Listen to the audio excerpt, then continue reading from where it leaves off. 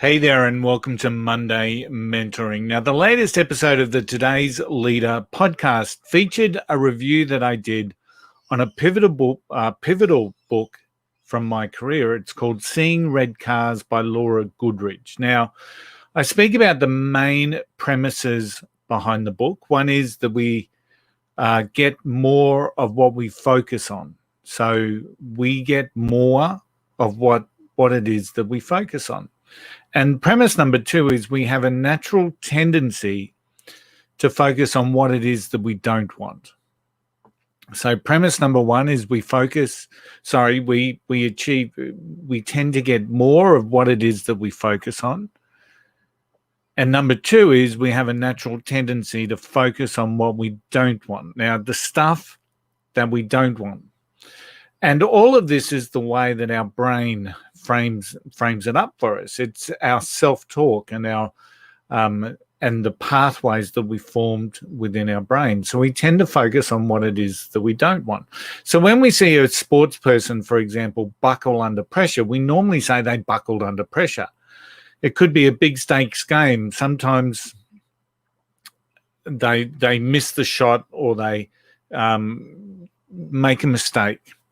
And sometimes it's because they forgot their process and they focused on the negative impact if they failed.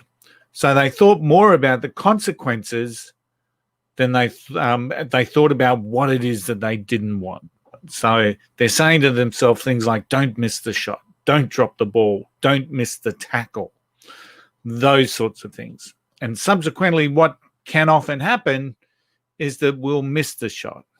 We'll miss the tackle, we'll drop the ball.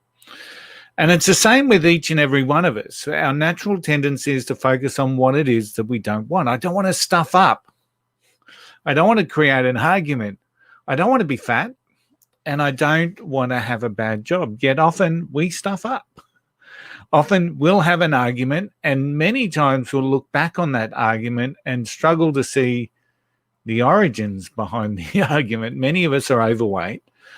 And not all of us have a job that we love or thrive in or that's built around our purpose. Now, the book details the strategies to help us work through these two premises that the book talks about. But the one that I really want to share is just about our own awareness. Now, it's a really simple strategy, but of course, everything seems simple. It's when we put it into practice that counts. But the one I want to talk about is to bring awareness to our own self-talk. Now, when you catch yourself, do so. So when you catch yourself, do so. So when you catch yourself with a don't want, I don't want to fail. I don't want to hand this in. I don't want to do this. I don't want to do that. Reframe it to I want. Reframe it to I want. I don't want to eat bad food. Reframe it. I want to eat healthy food for the week, for the day, whatever it may be, whatever it is that you catch yourself doing, reframe it.